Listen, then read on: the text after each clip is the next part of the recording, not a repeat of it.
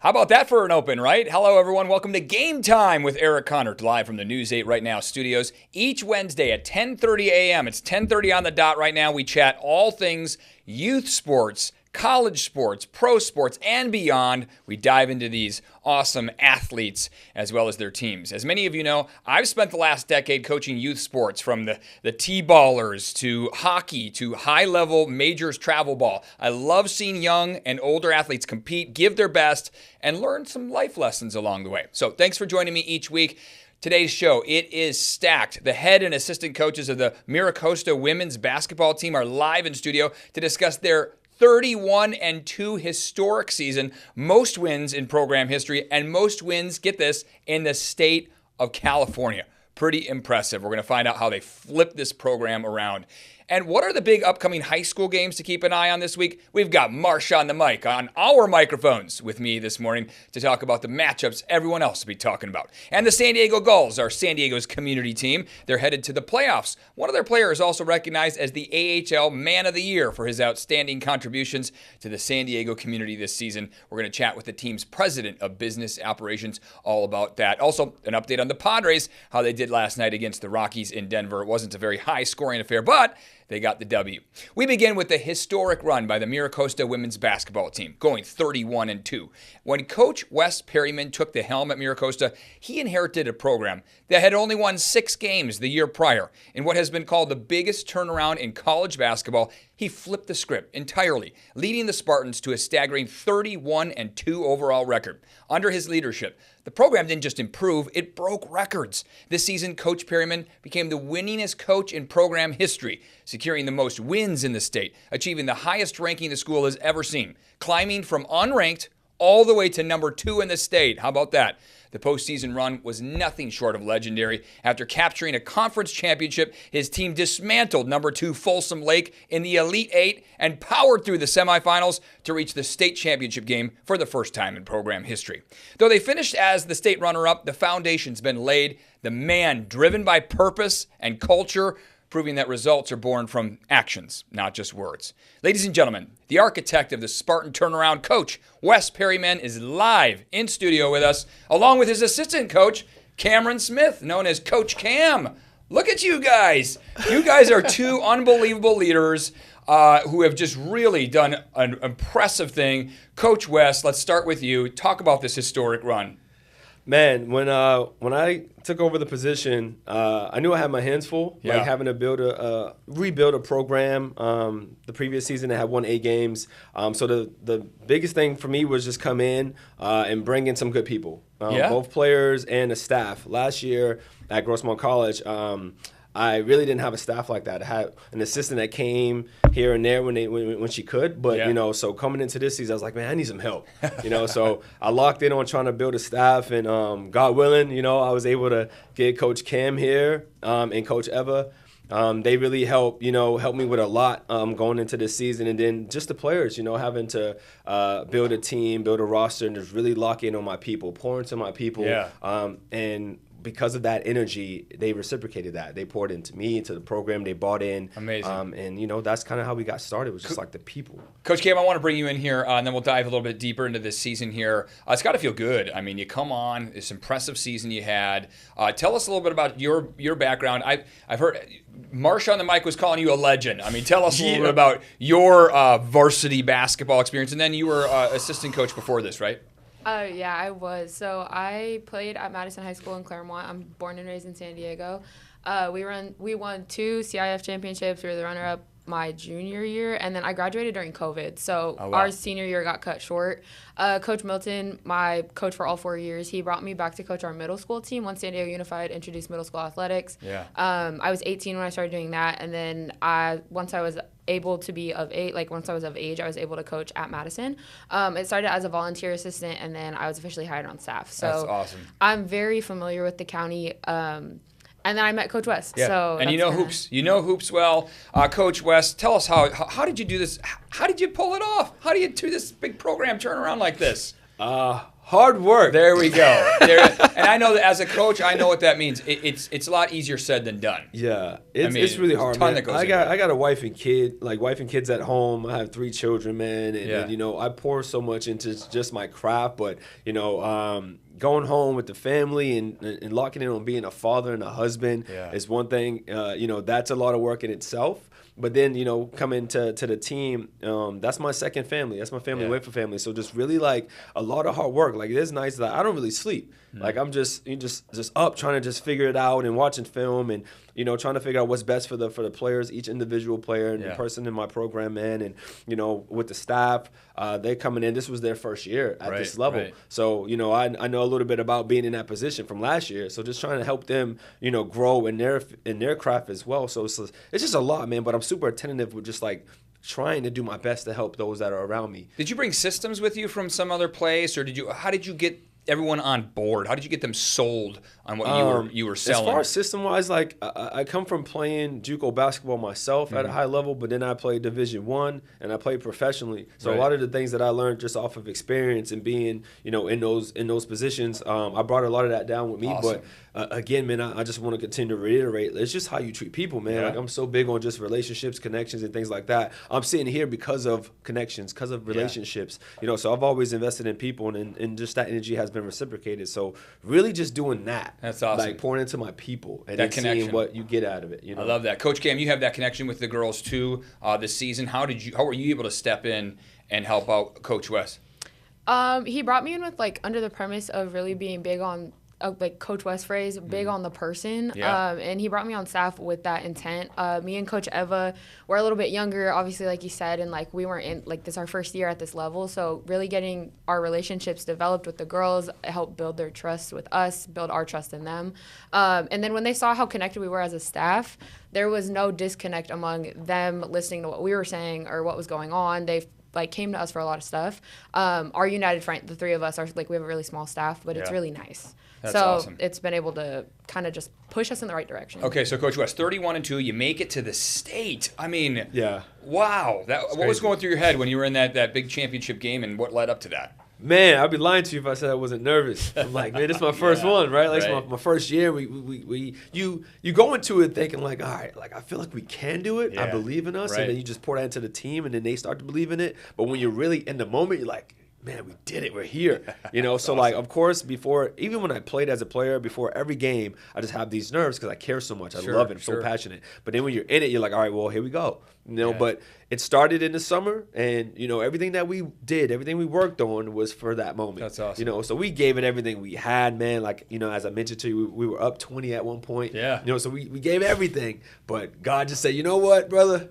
Maybe next time. I think that's just to light a little more fire, right? For I next think season. So too, man. I'm already driven, but definitely extremely motivated to try to get back. All right, speaking of next season, you guys are going to have a good squad again, and now because of your success, you're getting some interest from across the country. Yeah, so we have quite a bit of players coming from out of state, man. We play from Wyoming, a few from Arizona, some from Nevada. Yeah. So for us, I have one from Alaska. That's awesome. Know what I mean? So it's a blessing to be in a position where these players are interested in the program that we've built. Yeah.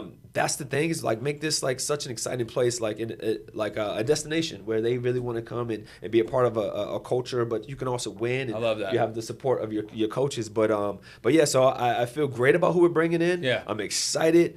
I'm finally able to shift my focus to my new team because I poured so much love and effort and energy to my previous team. Yeah. So now I'm just really locked in. We're trying to build it all over again. We're looking forward to seeing how well you guys do next season. We got to run here, guys. I know it goes by quick. Coach Cam, Coach Wes, tremendous job this season with the team you have and the team that you're going to have moving forward. Inspirational story. So glad we were able to dive a little deeper into it and share your awesome story, guys. Come back on the show here, would you? Awesome. Yeah, definitely. Thanks for having us. Awesome. Thank you, guys. Hey, we're taking a quick break, but on the other end here, we have Marshall Thomas, known as Marsha on the mic. He's going to be joining me to break down all the big high school matchups everyone's talking about this week. This weekend, we've got some upsets to tell you about. Stay with us. We'll be right back. You're watching Game Time. Hey, welcome back to Game Time with Eric Kahnert. Each Wednesday, we bring you the best in youth sports. Now we're diving into the best matchups around San Diego County. The man with the best pulse on all the action, Marshall Thomas from Marsha on the mic. Marsha's live here in studio. Hey, let's talk some baseball here. What do you say, Marsh? Hey, it's a great day for a great day of baseball. Yeah, what have you been following here? So Well, I'm kind of impartial a little bit, but I want to shout out to Coach Robert Lovato, head coach of Madison Warhawks. Yeah. He just surpassed his former coach at Claremont, Ernie Beck, to become in the top 15 and win. So he passed his own coach that coached him into a CIF championship at Claremont High School. That's awesome. So he's in the top 15. So shout out to the number 14 ranked Madison Warhawks. There you go. And then also a side note with Jeremiah Jennings. Yeah, this guy. Wow. The ace. So during the Lions tournament in spring break, he did a 12 strikeout no-hitter against Banning, and then on Monday, 17 strikeout two-hitter against MiraCosta. So 31, almost 29 something strikeouts. Yeah, he's doing well. UC Santa Barbara Gaucho commit, and today Madison takes on MiraCosta at Madison. That's Colin Gallagher, Cal State San Marcos commit is on the bump as well. That's a big one. You sent me some video of this Helix Highlander sophomore, Romeo Barones. That guy's a beast, man. What do they call him? Tank or something? Oh, no, yeah. He is, for Helix Highlanders, a lefty, a sophomore. He leads the team. He's batting .370 with 5 home runs, 20 RBIs, and also his pitches has a 1.15 ERA. So as a sophomore, Helix just beat El Cap yesterday. On Monday, so they're playing again El Cap, tough East County matchups out there for the number 16 ranked Highlanders. Okay, we've got Bonita Vista sophomore Kenson Johnson's big offensive season, but I want to get into this upset. Yes. Number 11 Del Norte beating number 2 Rancho Bernardo, and yes, I did text you on this. Yes. That's my community that I live in. That's right. I technically can't say that that's my kid's school because I don't have a kid quite going there yet, but we're supposed to be going to Del Norte next year. But, that was a big game. Absolutely, big. So the number 2 team comes into your neck of the woods. Yeah. And as the number 11 ranked Del Norte Nighthawks beat them at home 6-5 was huge for them. It was a suicide squeeze, runner on third. Bunt was laid down, and the guy came in to win it all. But that was impressive. And there's another upset as well where the Grossmont Foothillers beat the number 3 ranked Granite Hills Eagles at Grossmont 12-4. You had junior Logan Struck go 2 for 4 with a home run and 6 RBIs for Grossmont. Okay. Senior Trey Crawford 1 for 3, a home run with 3 RBIs. And then senior Jesse McCormick, 6 innings pitched, 7 hits, and 1 earned run against a juggernaut Eagles team. Impressive. We got some games of the day we want to talk about. Number 1, Cathedral Catholic at number 4, Patrick Henry. Everyone's got to watch this. That's the game of the day, possibly the matchup of the week as the juggernaut Dons go down south to hit the Patriots of Patrick Henry High School. Big-time game. Yeah. The Cathedral Catholics led by junior Joshua Priest, batting .550, 4 home runs, 20 RBIs. They're a fun one to watch. That's for right. sure. We're going to have you back on next week, Marsh, to talk a little bit more baseball and any other sports. So appreciate you coming and breaking down the big matchups. Yes, definitely. Just want to give a quick shout-out to who do we got there? That's Sarah Fallon, Room 18. Much love, guys. They do a great job. And look at the minions as well. Miss Marcella, Miss Lindsay, and Miss Marina. Shout out to Room 18 and Miss Sarah Fallon and Sessions Elementary. Thanks, you guys. Marsh, for coming on. All right, coming up here, hearing from the president of business operations from the Gulls, Matt Savant, about their season, their first Calder Cup playoff matchup in a while, and the big matchup coming up. Welcome back to Game Time with Eric Kahnert. Let's talk San Diego Gulls hockey now. The team just clinched a berth in the Calder Cup playoffs. It's their 5th time in Team AHL history, their first playoff berth since the 2021-22 season. I caught up with Matt Savant, president of business operations, about that, and the honor for Gulls player Matthew Phillips for his community contributions. Hey, Matt, thanks for joining us. Really appreciate it. Hey, you guys are headed to the playoffs. Yes, it feels good. We are officially starting the playoffs tonight. Tonight, Wednesday, you guys had to travel to Colorado for this. Walk us through how this whole playoff thing developed. Yeah, it's a little bit of a unique system. If you're familiar with the NHL, it's a little bit different. So the American League, we're trying to get more of our players involved in the playoffs. So there's actually 5 rounds. Okay. So the first round is a best of 3. So we're playing against Colorado. All 3 of them are going to be in Colorado. It's a little bit unorthodox. You're used to getting a home game, but because in the American League, we're going to do a best of 3 and we're going to travel out kind of a long way. We're going to do all 3 there. So we start tonight, then we go Friday, then we go Sunday. Okay. This Colorado team, how have you guys done against them this season? What can we expect? It should be a pretty good matchup, right?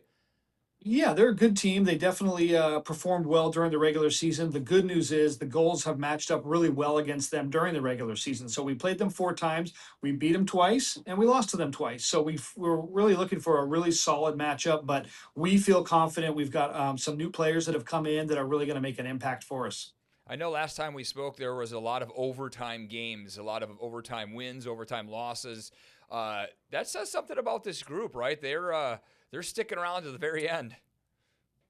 Yeah, absolutely. You know, what I love about the American Hockey League is these guys are younger. So as they kind of learn how to play in this system and they learn how to play against these older men, they're really learning how to battle. So we're seeing these kids that are kind of showing up as rookies and developing and turning into really strong hockey players. So part of the reason that you want to get into the playoffs is you want to learn how to win. You want to learn how to win in big games. And right. That's what we've been seeing from our group is these guys are really battling and figuring out a way to close it out and get a win. And the Ducks have been doing well this season, so you haven't really had to pull too many guys up there, have you? Or what has been the back and forth with that? Yeah.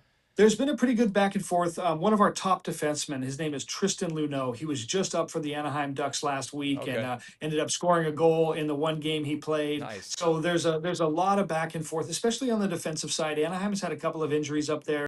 Radko Gudas, their captain, went down with an injury, and so with him going down, they were pulling up a couple of our defensemen. We also have a guy named Tyson Hines who's going to be up there with them throughout the playoffs. So it's really been nice to kind of see our guys contribute in Anaheim. I love what you guys do off the ice, too. You guys are really the San Diego's community team. You guys are always really out there, whether it's at the children's hospitals, at the events, at the Rady Children's Ice Rink. I've seen your players out there. I want to talk about Matthew Phillips. What a player, not only on the ice, but also in the community. And he was recently recognized with an award for that, or an honor. Can you talk about that? Yeah. As you mentioned, he's an incredible player on the ice. He's one of two players on our team that had 50 points this year, 50 plus points this year, and he's an incredible hockey player. But he's an even more important guy in our community. This is his first year with us on the team, and he came to our community relations department early in the season and said, "Hey, I want to get involved. My wife and I want to be part of this community. We want to be part of San Diego." So we started engaging with him, and he was the first guy to raise his hand to go to all the military events, all the hospital events, all the school events, and because of that, he's being recognized by the American Hockey League as the San Diego Gulls Man of the Year. And this is something we're really proud of because of what he wanted to do for the community. It's making an impact, and he's a great guy, great family, and a heck of a hockey player. I love that. The fans, how has the fan base been this year? And what can we expect for the playoffs? At some point, you win these games in Colorado, and the fans here could maybe see a game, right? How have the fans been? Absolutely. Well, we call them America's finest fans for a reason because they are so passionate. They love their Gulls. They love San Diego. We had a game last week where it was our last game of the year, and we sold it out. We had almost 13,000 tickets sold, and the place was packed. And it's just so great to have so much support. Like I mentioned at the earlier portion, we're not going to get a home game in the first round, but once we beat Colorado, which I anticipate we will, we're going to push through and get to the second round, and it looks like our matchup will be against the always great rivalry, the Ontario Reign, and we would have the opportunity for two home games, which would begin as early as Saturday, May 2nd at home at Pechanga. So a lot of great opportunities for our fans to come back out and support the team. Good luck tonight, Matt. It's at Colorado. We hope to see the Gulls back here on May 2nd taking on Ontario. Go get them in there. Absolutely. Thank you. And Eric, thank you for all the support. We're so excited to play some playoff hockey in front of these fans here in San Diego. Okay, good luck, Matt. Thank you, and go Gulls. All right, guys. Thanks. Now to Padres. Game time is back with our first breaking news story. Padres, we've just learned, signed pitcher Lucas Giolito. Yeah, they just popped this up on their Instagram here just moments ago, and I'll read it. Welcome to San Diego, Lucas. We have signed right-handed pitcher Lucas Giolito to a one-year contract with a mutual option for the 2027 season. And our director, Alan, here just telling me he was a 2019 All-Star pick for the White Sox. So our impressive pitching core already this season is getting even more impressive. Let's talk Padres here. How did they do yesterday in Denver, the Mile High City? It was a low-scoring affair in Denver. The Padres Rockies struggled at the plate a bit. What followed basically was a pitcher's duel. Randy Vasquez putting up a big goose egg during the 7 shutout innings he threw. Rockies pitcher Chase Dollander had matched Vasquez until the 6th when he loaded up the bases. And then Manny Machado at the plate. He draws a walk.